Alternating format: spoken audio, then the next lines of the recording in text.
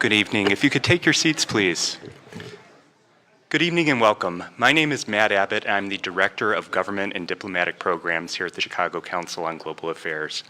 We are pleased to welcome David Sanger to the Council this evening.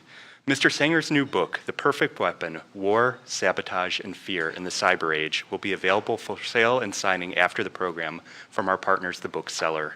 Before we begin, please know that we are on the record and live streaming this event, and please silence your phones. Views expressed by individuals we host are their own and do not represent institutional positions or views of the Council. Thank you to our members in attendance today. Your support is critical to our work. If you are not a member, please consider joining. We have a wide range of levels from which to choose. If you have any questions on joining the Council as a member, please visit one of our young professional ambassadors in the back of the room after the program. Our fall programming season is underway with lots of great events coming up, including September 18th, when our annual Global Health and Development Symposium considers progress toward gender equality from a global perspective. On September 24th, we are teaming up with the Pulitzer Center on Crisis Reporting to explore the power of photography in communicating the effects of climate change. And on September 27th, a decade on from the financial crisis, former Treasury Secretary Henry Paulson and former FDIC Chair Sheila Bair will reflect on the lessons learned. Returning to today's program, Mr. Sanger's remarks will be followed by audience questions. We'll take questions from the room and from our online browser-launched app at chi.cnf.io. Now, by way of brief introduction, our speaker today is a national security correspondent at the New York Times. He has been a member of 3 Pulitzer Prize-winning teams. He is also an adjunct professor at the Kennedy School of Government at Harvard, where he is the first Press and National Security Fellow at Harvard's Belfer Center for Science and International Affairs. Please join me in welcoming David Sanger to the Council.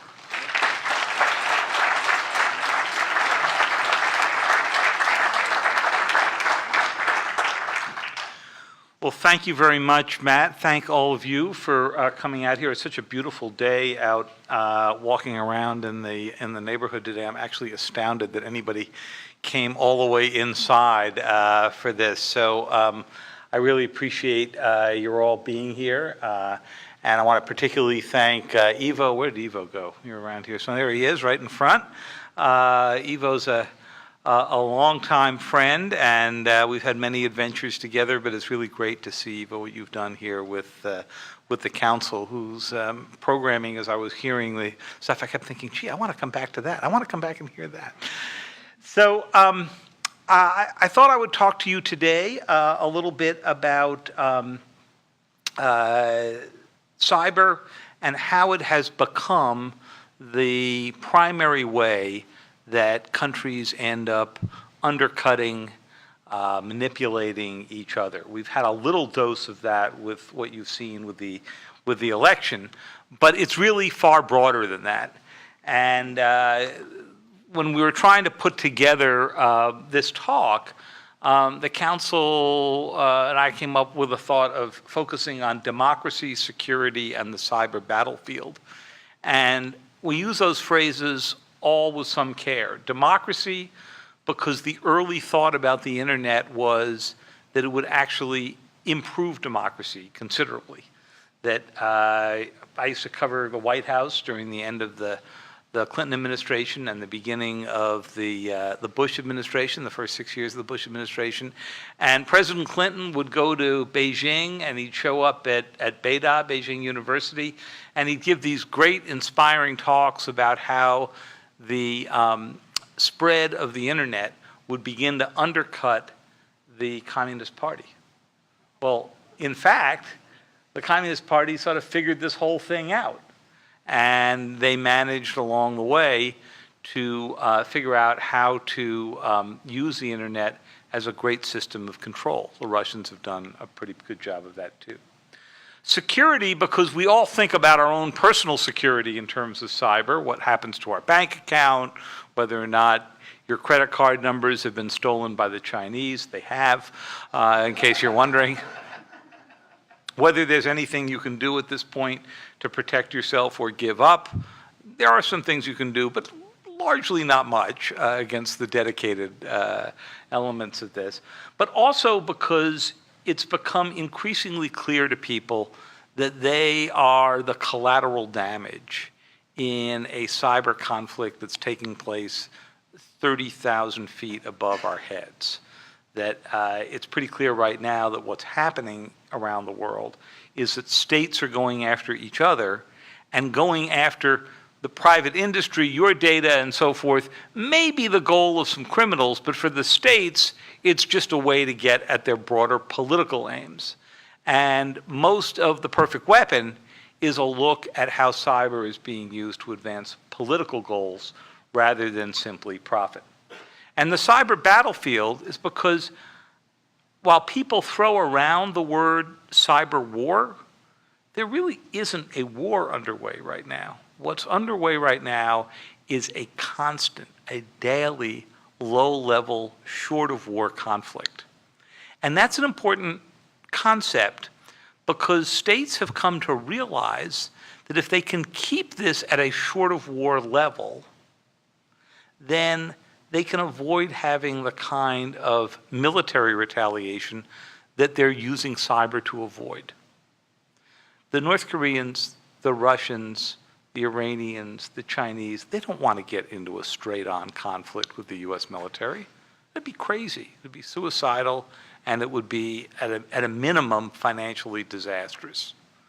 But they do want to keep pushing their goals, and cyber gives them the opportunity to do that, and we'll walk our way through that a little bit. So for those of you in the audience who are old enough to remember it, I see just enough gray hair here to know that a few of you may recognize some of this scene. And I say that because I'm among those old enough to remember it.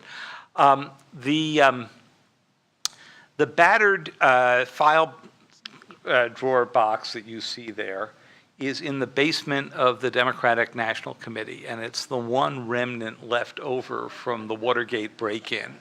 If you notice, the bottom handle of the bottom file drawer there is broken off. It was pried off that night by the Watergate burglars.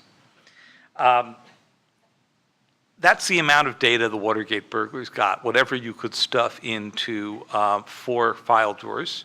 Laughably small amount of information by today's standards. But more importantly, while we all remember Watergate and we all remember that it brought down a president, can anybody in the room actually remember any piece of data that was stolen that was of any import? No, you can't. Now, immediately to what you see to the right of that is something that looks like a large-sized laptop computer. And the large laptop computer there is actually the server that the Democratic National Committee used in 2016. And that is the server that the Russians broke into.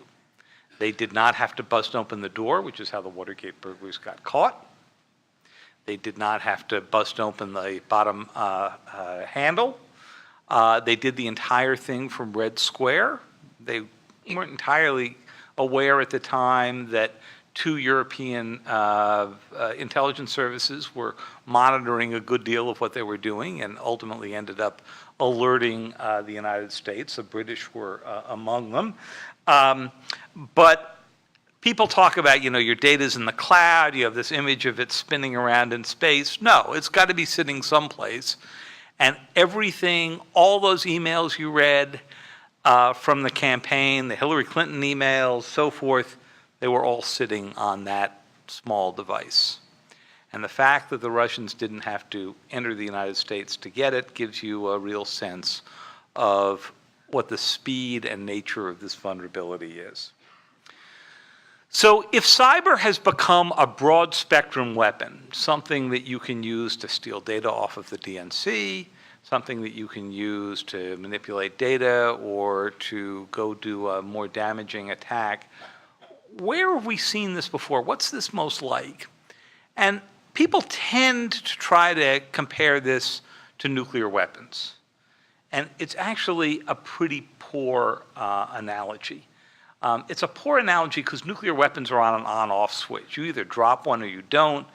If you're a state and you're dropping it against an adversary like the United States, you might feel pretty good about it for about 45 minutes, but the remaining time is not likely to be as pleasant. A cyber weapon, by contrast, is something that you can use for a variety of different purposes. And we may not know all of those purposes to begin with. We started off using it for espionage, and then over time, both the United States and its adversaries have turned it into an actual weapon. So that is less like nuclear weapons, I would argue, and more like the early days of the airplane. And this picture is from College Park, Maryland. If any of you have been to the University of Maryland at College Park, and some of you may have actually graduated from there, this is actually what is now the soccer field. The Wright brothers decided that they would show their military aircraft, it was called the Military Flyer, in 1908 to the generals of the Army. They started off by doing this right across the Potomac in what is now Arlington, and people were flowing over the bridges with picnic lunches to see this bizarre thing called the airplane. And they realized that they needed to get out of there one day when President Taft came over and actually demanded a ride. This was aerodynamically challenging. So they moved up to College Park, where they thought they would have fewer tourists coming by and that the president would not be within their sights. And they showed this thing around, and the generals and civilians from the Army who were looking at it said, "This thing is fabulous. We can send it up and move it over the enemy lines, take a look at where our adversaries are massing, and then they can fly back, and the pilot can tell whoever's in charge of the cavalry, and then we'll send the cavalry in to go deal with them at their most vulnerable spot." And that was sort of the scope of their imagination. In the entire time that they were demonstrating this thing, no one actually thought about arming the damn thing. Now, that was 1908. By the time World War I started, less than a decade later, people had thought about arming it. And that's about the same time period, if you think in the cyber world, that people got from this is great for stealing data to we can use this to actually inflict harm in some way. So by within a decade, we went to this. You see we had the Red Baron, and we had all kinds of firefights happening. And then by 1940 or 1941, we had these. These are Japanese Zeros. I love this shot because my dad, who just turned 95, was the fighter director on a destroyer in the Pacific, and his job was to watch for the incoming Zeros coming toward the fleet as they were headed to Okinawa and then up for the main invasion of Japan. And he said you always knew where the Zeros were coming from because they sounded like a lawnmower coming toward you. So unfortunately, cyber doesn't give you that. And then by 1944-45, we got to this. That, of course, is the famous Enola Gay. And that technology, the airplane technology, got merged, of course, with nuclear technology, which led to this. Now think about that. It was just a time frame between the College Park stuff and this of 37 or 38 years. And there was no way, when the Wright brothers were flying around trying to show this to the military, that anybody could have imagined a technology that the airplane could deliver that would have this kind of power. And I mention that because we need to have the humility right now to recognize that we have no idea what kind of munition, warhead, in the end, cyber will be able to deliver. We know what it can do now. We know that there have been many, many attacks. We know there hasn't been the giant cyber Pearl Harbor that so many warned against, and Leon Panetta gave speeches about when he was defense secretary. But we do know that the skill set is improving all the time. WannaCry last year, NotPetya, these were all increasingly damaging attacks. And I couldn't tell you right now what can be done with this 30 years from now, but I can tell you that the potential for it may not be as great as this, or it may be just wildly different. a different way of disrupting. How quickly did this come upon us? So every year, the intelligence community gives the Congress an unclassified threat assessment.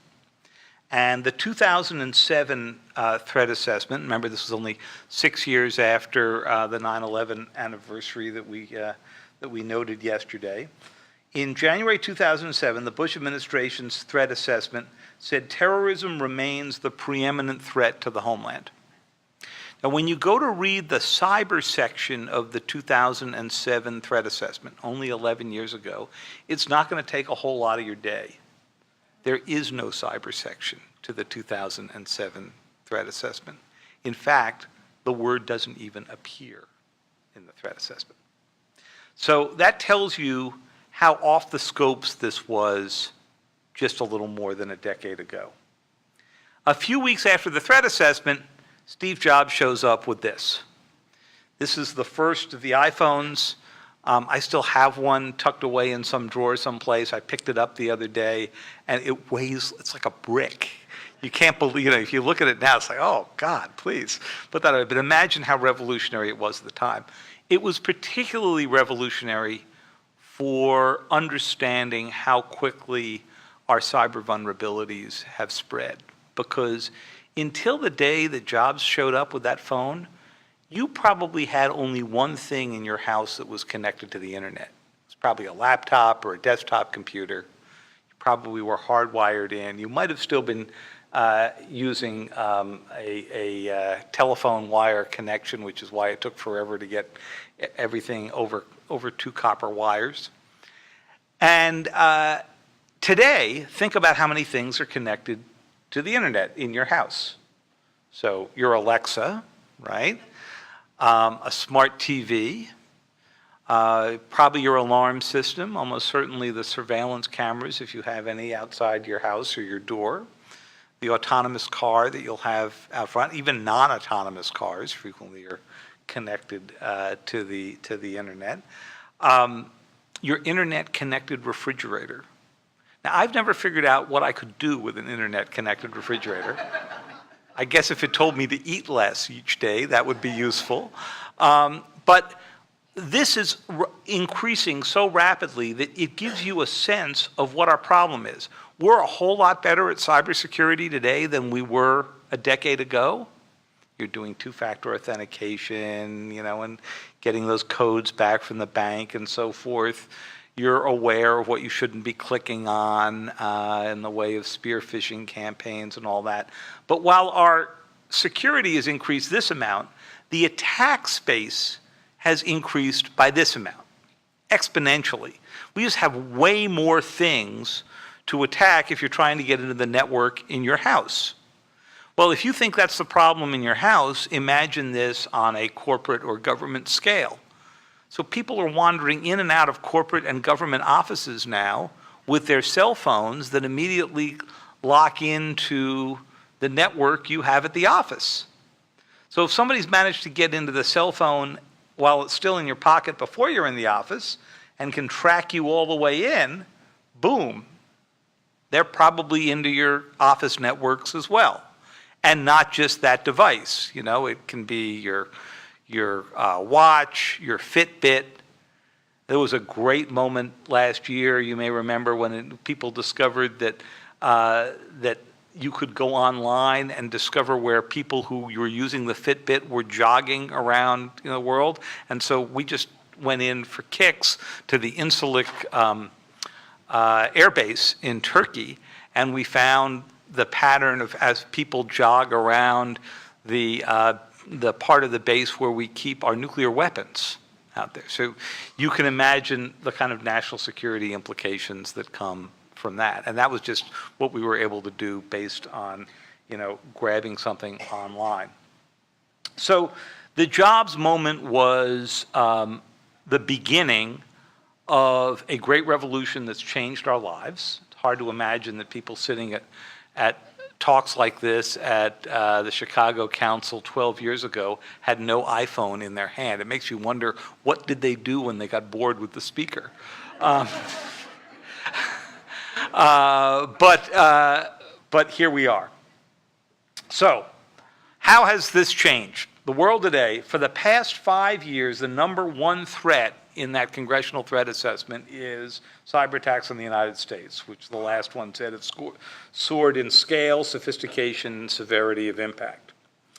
But the cyber Pearl Harbor, well, when Jim Clapper, the former director of national intelligence, who's actually recently published a really interesting autobiography that covers some cyber material at the end, what he was trying to tell Congress on his way out was stop thinking just about the massive attack. Think about the more subtle attack. And this is what he said. We must be prepared for the large Armageddon-scaled strike, but that's not the most likely scenario. And in fact, it's not even the daily scenario. And it's not the most likely scenario because it wouldn't be the short of war way to go do all of this. If you turn off all the lights between Boston and Washington or from Chicago to LA, you're likely to go get visited by some significantly good-sized bombers. If you manage instead to do something fairly subtle that undermines networks, you're likely to have the US government and private companies trying to figure out what just happened to them. And that's a big difference.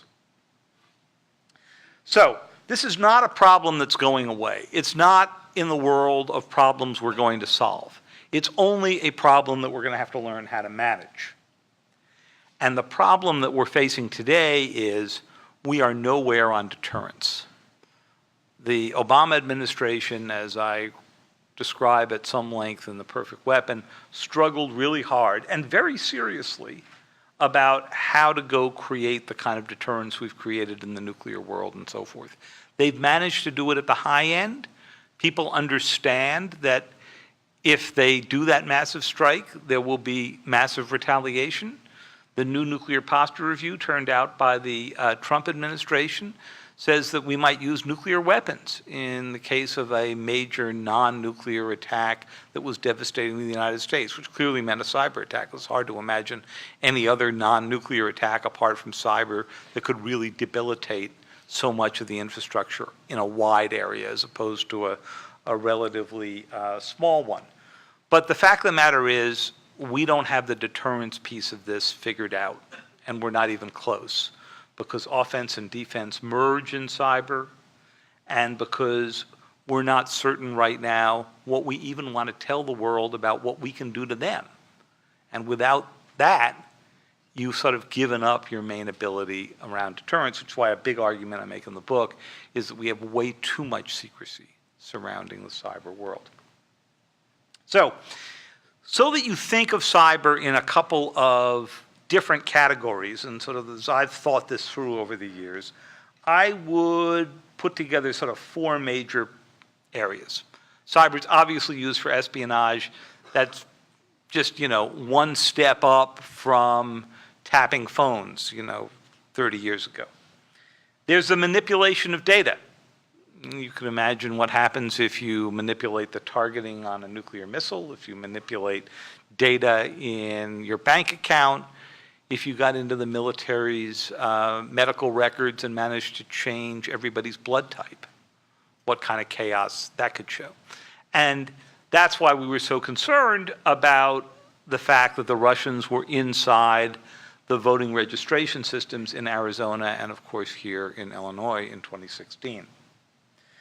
Then there's cyber attacks for destructive purposes. We'll get to that in just a moment, but that's basically using cyber to do something that previously you could only do by sending in saboteurs or bombing something. And then for each of these, the use of cyber tailored to achieve political goals, which is different than just coming in to steal, Evo's bank account. Right.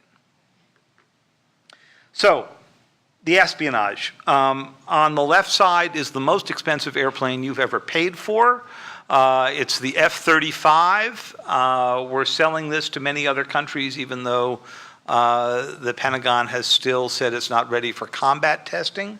They have the small problem that it keeps running out of oxygen in the cockpit, which is disturbing to the pilots. On the right is the Chinese version of it. If it looks very familiar, it's because the Chinese stole the designs out of a Lockheed Martin computer system about a decade ago. You'll be glad to know their version of the plane is a lot cheaper and it's already flying. I could suggest that maybe we buy their version, but I don't think that idea is going to go very far with the Pentagon. Okay. Sometimes it's for destructive purposes. And this is Mahmoud Ahmadinejad. You may remember him as the previous president of Iran. He is here walking through the Natanz nuclear enrichment plant. Those big aluminum and steel cylinders you're seeing are each nuclear centrifuges. When you hear about centrifuges making nuclear fuel, that's what they look like.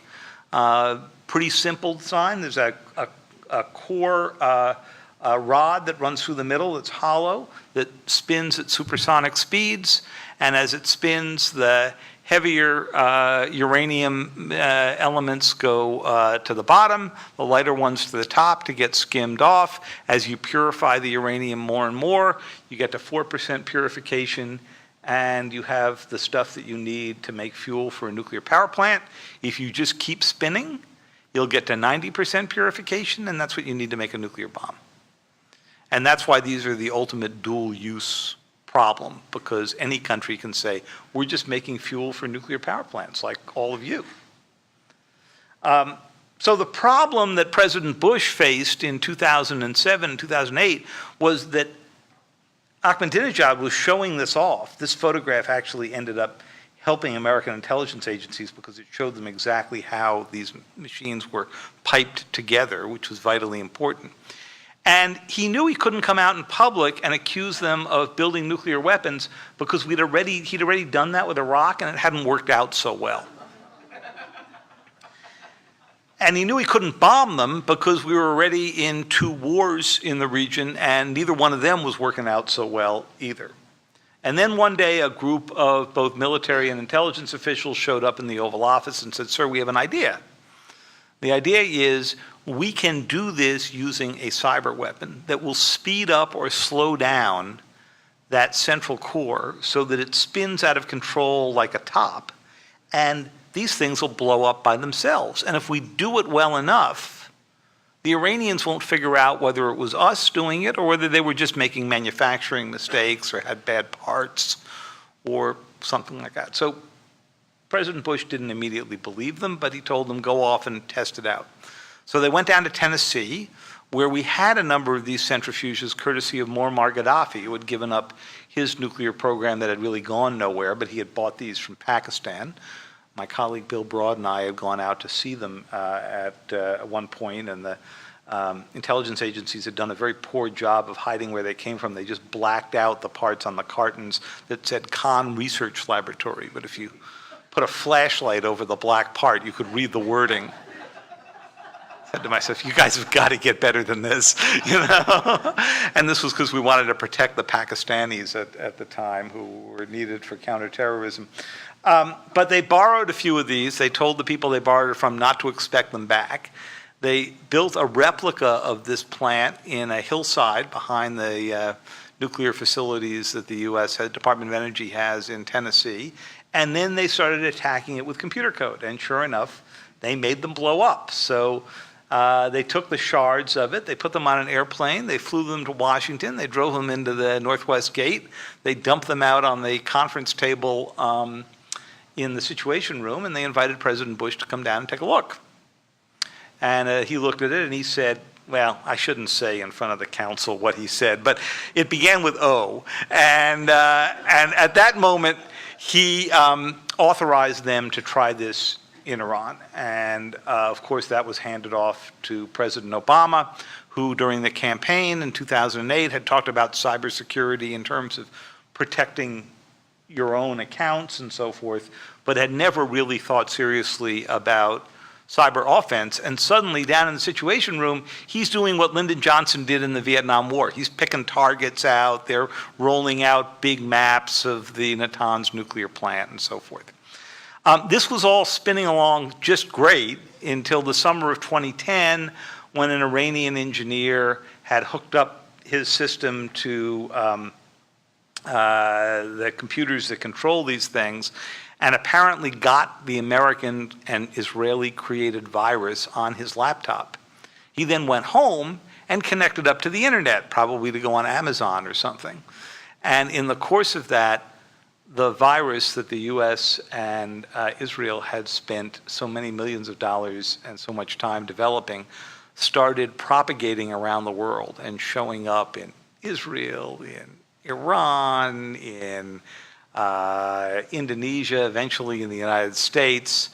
And as copies of this came out, it all set off our alarm bells because it was pretty clear to us what this was likely intended to, especially when you went through the code, as we did with some experts, and discovered that it only was activated when the computers it was inside were connected to groups of 164 machines, which those of us who covered the Iranian nuclear program knew is the number of machines that the Iranians would group these centrifuges together in. So that pretty well narrowed the case of what was going on. It took the Justice Department a long time to be convinced that we actually figured this out, that this was not entirely a world of leaks. But anyway, the result was this story, which was also recounted in a previous book I did called Confront and Conceal. So the question after this happened was, what would the effects of a US cyber operation against Iran have on the rest of the world? Because President Obama had rightly been concerned and said to his aides in the Situation Room, what happens when it becomes clear that we're using these weapons? Won't other countries that are also looking to use these weapons use it as an excuse? And the answer, of course, was they would, and they did. And so we had, this was called the Stuxnet Virus, and we've had now a post-Stuxnet world. The Iranians attacked Saudi Aramco, took out 30,000 of their computers soon after the Stuxnet attack. The North Koreans attacked South Korea before they got to the US. The Russians went after the State Department, the White House, the Joint Chiefs of Staff. We'll come back to that in a little bit. My favorite, the Iranians went after the Sands Casino in Las Vegas. I mean, they really know how to hurt a country, right? Why did they care about the Sands Casino? Because Sheldon Adelson, who owns the Sands Casino, had shown up at a university in New York and something that was reproduced in a YouTube video had suggested that the fastest way to solve the Iranian nuclear problem was to detonate a nuclear bomb in the sands of the Iranian desert and tell the Iranians that the next target would be Tehran. The Iranians watched the YouTube video and they thought, we ought to explain to this guy that we know where he lives too. So about 3 months later, his workers show up in Las Vegas and they go to turn on the computers that run the casino and they discover that all the hard drives had been wiped. And they actually spent the next 9 months not only fixing the system, but trying to keep us from figuring out that the Iranians had attacked them. They did fix the system. They didn't keep us from figuring it out. And that was sort of an interesting moment because the Iranians were showing that they were willing to reach right into the United States after a specific target, as did the Russians when they went after a German steel mill, as did the North Koreans with Sony and the Chinese with the Office of Personnel Management. Take a little better look at these. This was the poster for a really terrible movie called The Interview. I don't know how many of you have seen it. If you haven't, I'm now going to save you 2 hours of your life, okay? But it's a Seth Rogen, James Franco movie whose plot is that two journalists sent off to interview Kim Jong-un are recruited by the CIA to assassinate him on the way out, okay? Now, I've been hanging around newsrooms for a little over 3 decades. And I can tell you that if you're going to hire some hitmen and women, I can't think of a worse group to go recruit them from than a group of journalists. First of all, they'd show up late, okay? So that's the plot of the movie. The North Koreans did the first thing that any of us in this room would do if you wanted to stop a company from producing a movie that is embarrassing or harmful or disrespectful of a national leader. They wrote a letter to the Secretary General of the United Nations asking him to halt the Sony movie. Surprisingly, this didn't work. So the next thing they did was deploy a group of hackers who were run by the Reconnaissance General Bureau, which is the closest thing the North Koreans have to the CIA. And they went out to go get into Sony's systems. And they were extraordinarily talented at it and very patient. They got in September of 2014. The movie was supposed to come out at Christmas that year. And they lurked in the system for months, just figuring out what Sony had connected to what else. Exactly what we did in Iran. Did U.S. intelligence know about this? They did not. And there's General Clapper, the DNI, in North Korea in October or November of 2014. He went to go rescue an American who was being held by the North Koreans. He got him out, and he got met by the head of the Reconnaissance General Bureau, who was running this operation at that time. But as Clapper said to me later on when I interviewed him for the book, there was no way for U.S. intelligence to know that the North Koreans were in the Sony system because U.S. intelligence doesn't look inside American companies, right? And it's not that, it wasn't like Pearl Harbor where we had our radar off. We don't have a radar built for this, and nor did Sony. By the way, if the North Korean guy looks familiar to you there, he's the same guy who, out of uniform, he's now retired from the Reconnaissance General Bureau, was sent over to give President Trump that big envelope inviting him to the summit in Singapore. And he went into the Oval Office, and you remember the scene. It looked like an old ad from Publishers Clearinghouse, where you got this huge oversized envelope, and So he was the one who gave him the thing. And I don't know whether anybody had told President Trump that this guy had actually figured out the entire and ordered the attack on Sony. But there he was getting his cup of coffee in front of the fireplace in the Oval Office. The attack itself happened on November 24th. And if you were an employee at Sony and you went in and turned on your computer, this is what you saw. And it was entirely a distraction. It was made to make the employees read this while the virus was actually erasing their hard drives. The only people who saved their data that day were the ones who were smart enough to reach behind the computer and unplug it, keeping the hard drive from spinning. They lost 70% of their computer data that day, which is pretty remarkable. Now, it took not very long for U.S. intelligence to conclude that this was the North Koreans. It took 4 years, actually it took until last Thursday for the U.S. to actually indict the North Koreans and name Kim Jong-un's aide who had actually executed it, and that came out in a criminal complaint of 179 pages that the Justice Department released last week. It was really fascinating reading, and it gave a sense of how they went about doing this. It also came out about 3 hours after President Trump had just issued a tweet praising Kim Jong-un. So we're not quite sure whether the two of them had talked to each other earlier that day, but anyway, that's what the Justice Department did. Somebody had to go tell President Obama that, this was indeed the North Koreans. And so there was a briefing for him. These guys did not do it. That's actually a scene from the movie. But I did find the briefers as I was working on the book, and they explained to me the briefing. The briefer said, I never thought I'd be here briefing on a bad Seth Rogen movie, sir. Obama said, how do you know it's a bad movie? And he said, sir, it's a Seth Rogen movie. By the way, I did this out at some event this summer as I was talking about the book, and somebody tweeted it out, and I got back a humorous but pointed tweet back from Seth Rogen, which I thought was probably going to be the high point of the book tour. Anyway, in December, President Obama announced sanctions on the North Koreans. We didn't do a counter cyber attack on North Korea, which is telling, because the fact of the matter is, in cyber, the best success you have is if you're a non-wired society attacking a wired society. Because what would we attack back in North Korea, right? They've got fewer IP addresses than are here in the Prudential Center. Right? So we had to come up with sanctions or something else, and nobody's going to go to war over an attack to stop a bad movie. Right? So At the same time that was happening, the Office of Personnel Management was getting cleaned out by the Chinese. Now, they went after the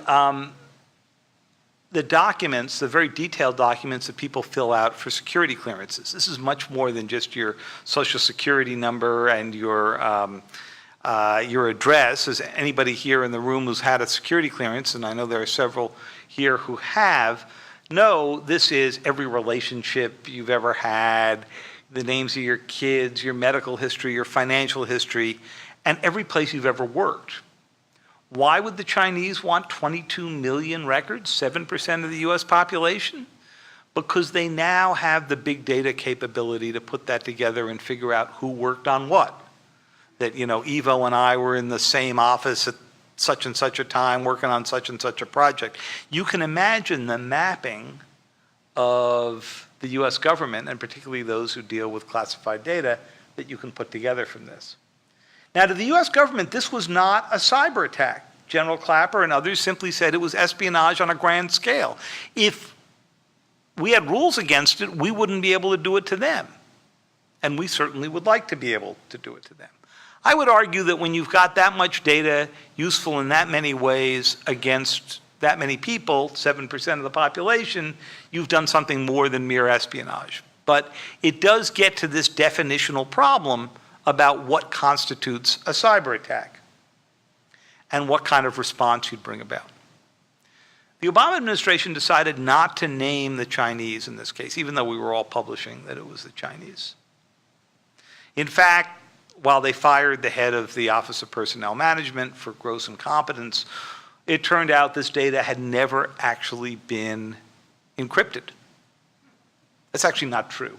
The Chinese encrypted it on the way out after they stole it so that we wouldn't see what they were stealing, which I loved because a few weeks later somebody sent me a notice in the Federal Register for a contract to encrypt the data, and I wrote in the Times that maybe we ought to give the contract to the Chinese since they'd already done the work. They didn't think that was as funny as I did. It wasn't just China that we didn't name. We didn't name the Russians when they went into the State Department.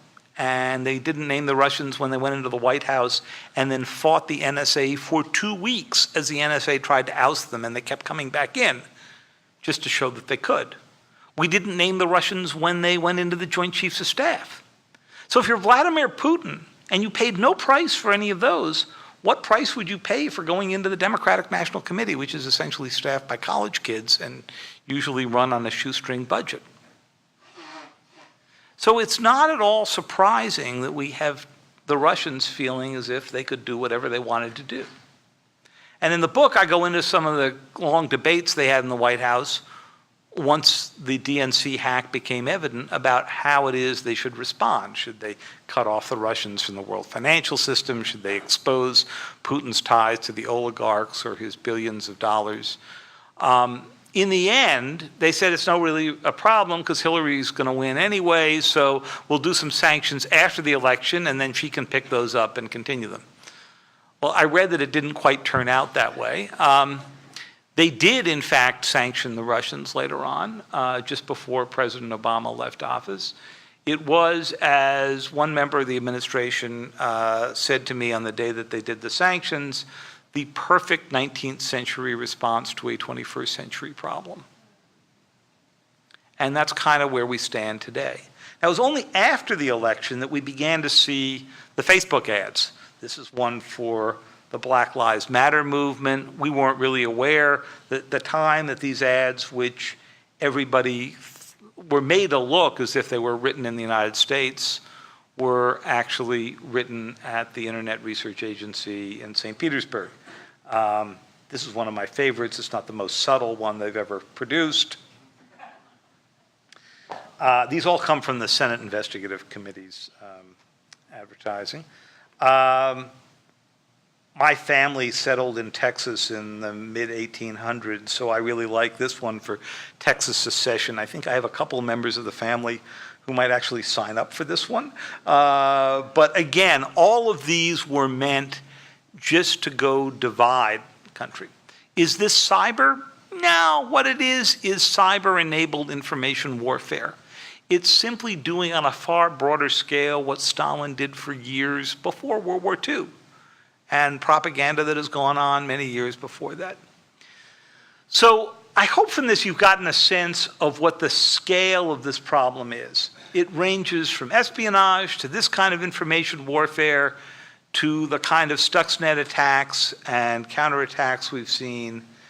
And it's a far more complex problem than gets boiled down to the sound bites that you hear about as people talk about protecting election machines in the 2018 election or beyond. So I'm going to stop there and take your questions, but I want to thank Ivo again. I want to thank all of you for coming. I want to thank some friends who've shown up here. I see our deputy mayor is here, Bob Rifkin, and thank you, Bob, for coming by. I know the deputy mayor from earlier days because we were college roommates. So if you ever need to hear some good stories about your deputy mayor, I've got a few. But thank you all for showing up, and I look forward to your questions.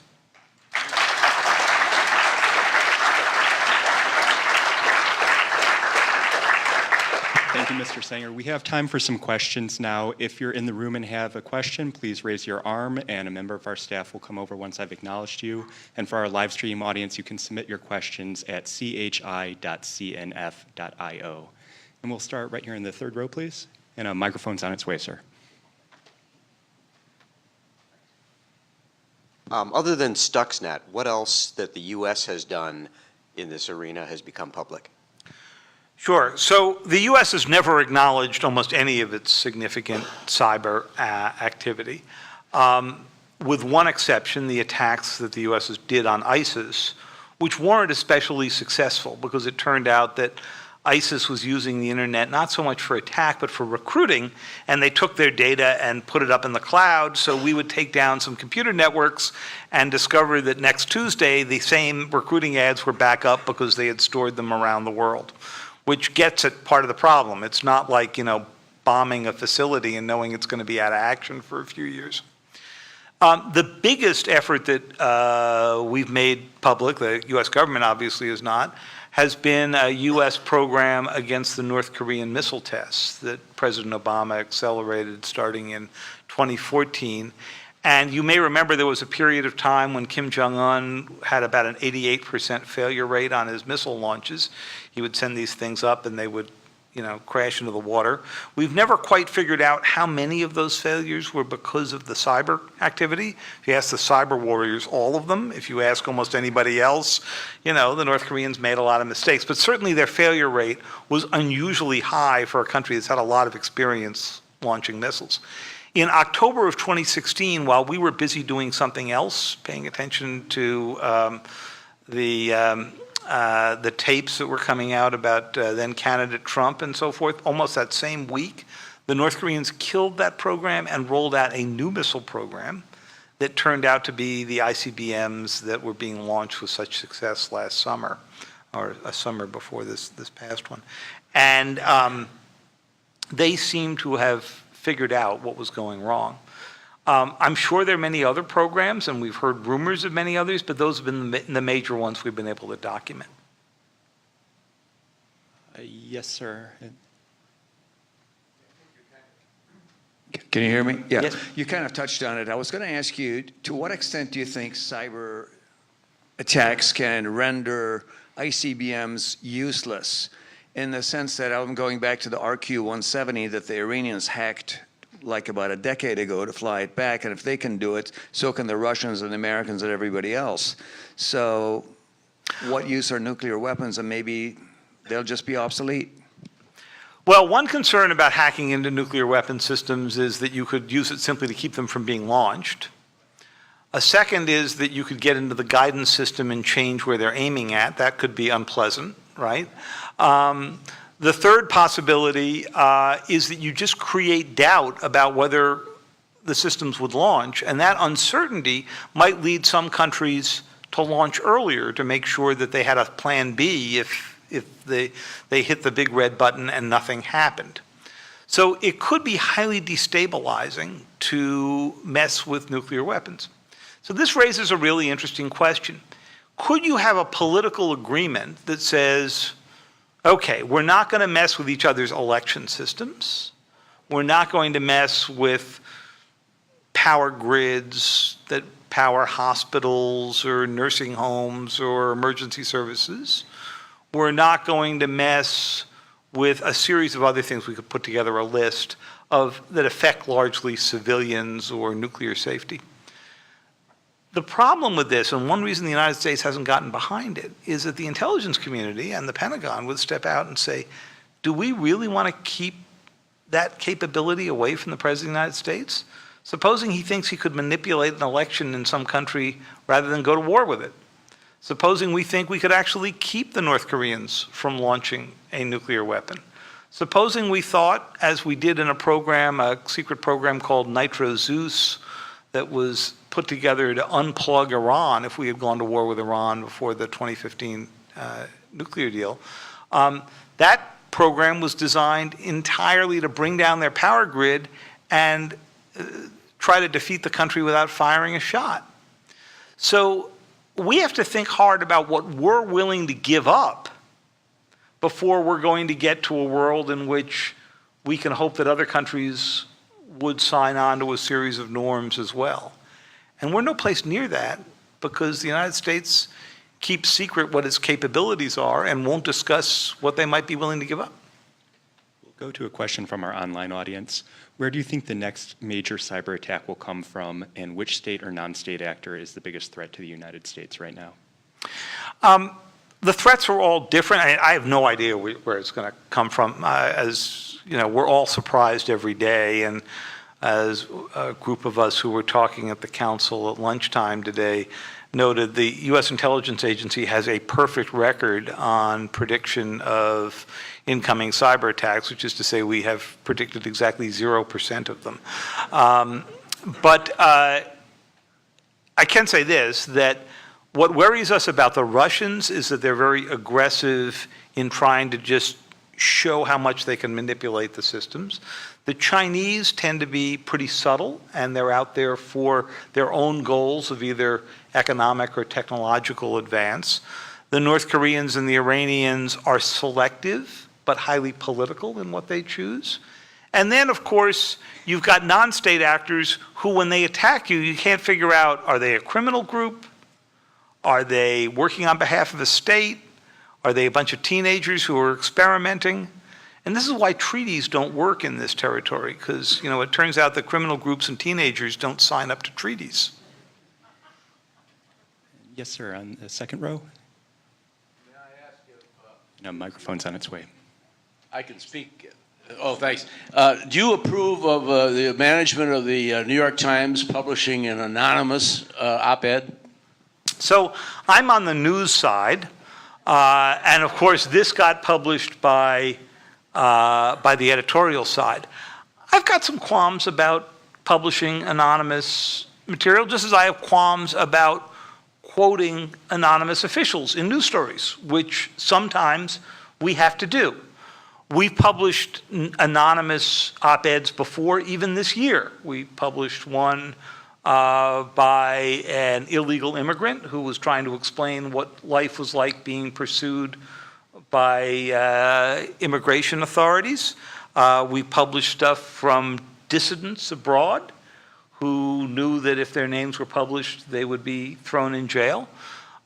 In this particular case, I certainly wish that whoever the senior official was, and I don't know who the senior official was because there really is a wall between editorial and news, I wish this person, man or woman, would have been willing to put their name to this whole thing. But people who get into power convince themselves that if they were gone, they're the last thing standing between, chaos and whatever. And I'm sure people can convince themselves of that in office. Would I have made the exact same call? I'm not sure. I think this was a really hard case. And yes, sir, in the front row. Yeah, and we'll get to you next. Yes, sir. Sorry. Quick question. Is there a role for private, legitimate security, defense in the cyber war and cybersecurity. There was an article today in the paper about a company called TrueSource, but there are others around the country that do for cybersecurity what the contractors did for the military? So there's three elements of this. There's cyber defense, for which there are a huge number of companies that do them, and those are the people you sign up for to catch normal cyber attacks, corporations. It's a huge multi-million-dollar business. There's something called active defense, which is usually a nicer way of saying mild offense, which means going back into an adversary's computer systems to see an attack massing. Because the fact of the matter is, when you've got an attack that takes about 10 milliseconds to execute, you don't really have much time for a meeting after the attack begins. So you have to see it coming together. And then there's the question of offense. Do you want only the US government to be fighting back at these, or could you authorize individual companies to go do it? A sort of stand your ground for cyber. And in fact, there's a piece of legislation that's been introduced in Congress that hasn't gone anywhere to make that legal. Right now, it's not legal. Here's the difficulty with it. Let's say you saw an attack massing from China, as Google did in 2009. And let's say you were good enough, as Google was, to figure out exactly where the server was that it was coming out of. So the Google engineers were all ready to go in and fix the widgets of whoever was attacking them. And they got stopped because people said, well, supposing you do that, and the Chinese don't know if that counterattack is coming from Google or a bunch of teenagers or from the US government, and they escalate. And suddenly you're in an escalating cyber war that no one in the Situation Room or the Pentagon or the NSA even knows is happening.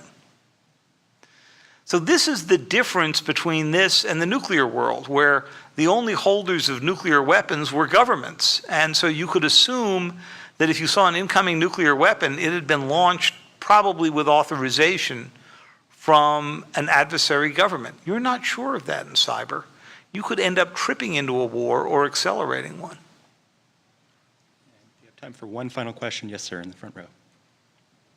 In light of our intelligence community unanimously saying that the Russians played a role in at least hacking into the servers and affecting the 2016 election, whether it really had an effect or not, and it's anticipated they're going to do it again for 2018 and 2020.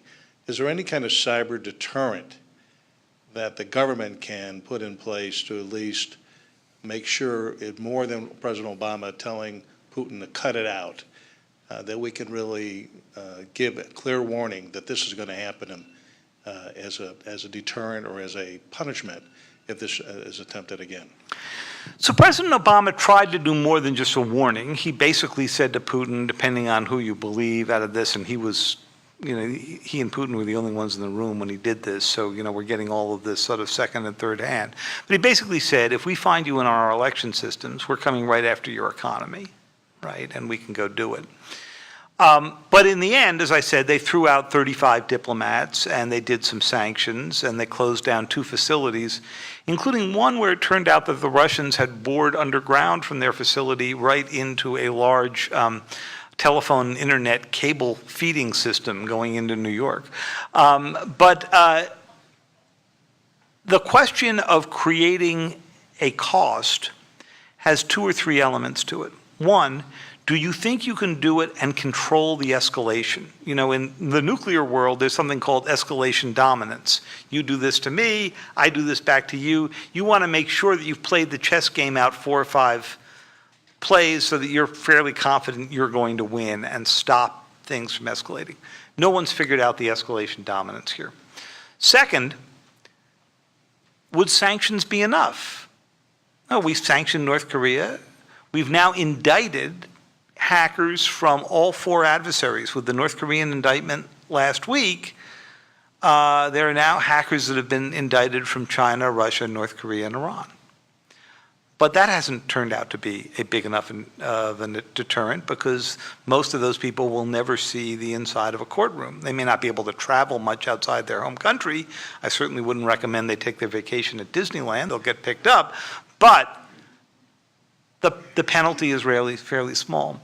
And yet we're not willing, rightly so, to escalate to military action in order to defend Sony or respond to the theft of 22 million files from OPM, or an attack on the unclassified networks at the White House and the State Department. So we're somewhat conflicted, because we don't want to turn a cyber war into a shooting war, and yet we're not quite sure how we stop the escalation. President Obama's fear, as I relate back in the book, is that if he had done something stronger to the Russians before the election, the Russians would have come back on election day and tried to actually mess up the results. This is why the most important thing we can do is actually have voting machines that are required to have a paper backup, right? Because no matter, it would take a while. If you had a cyber interference in this, it could take weeks to figure out an election, but at least you'll have something that can't be manipulated electronically. There are some things you don't want to commit to computer systems. I mentioned refrigerators as one before, but voting machines would certainly be in that territory. Unfortunately, that's all the time we have for questions. Copies of Mr. Sanger's book, The Perfect Weapon, will be available for sale and signing at the desk by the exit. And please join me in thanking David Sanger for his remarks.